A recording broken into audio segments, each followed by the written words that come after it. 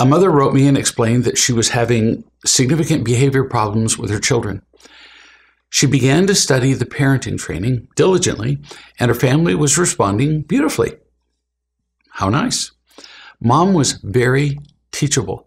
On one occasion, she told me that every day or two, she would read to the kids, as a group or individually at bedtime, some affirmations like these. And you've all heard affirmations like these.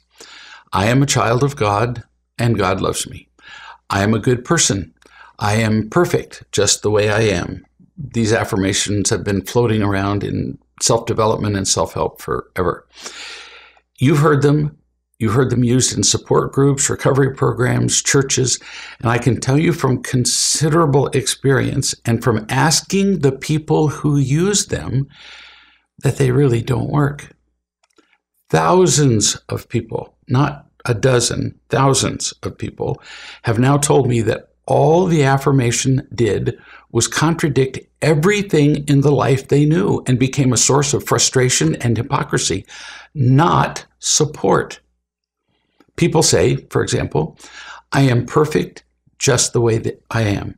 But they can't reconcile that statement with their lives that are full of pain, fear, emptiness, and all the getting and protecting behaviors. Those two are just opposite things. What's actually happening in the affirmation? How can a life that is ruled by PTSD be perfect as it is? Impossible. And as people say these things, their brains scream the contradiction. These affirmations are really just expressions of hope, not the truth. But rather than use expressions of hope for what might be, nothing wrong with having a hope, but rather than using these, which are rarely true in the moment, why not use the truth, which is uniformly more effective and easier to absorb? Let me suggest just a few of thousands of examples of true statements or aphorisms that can help a child.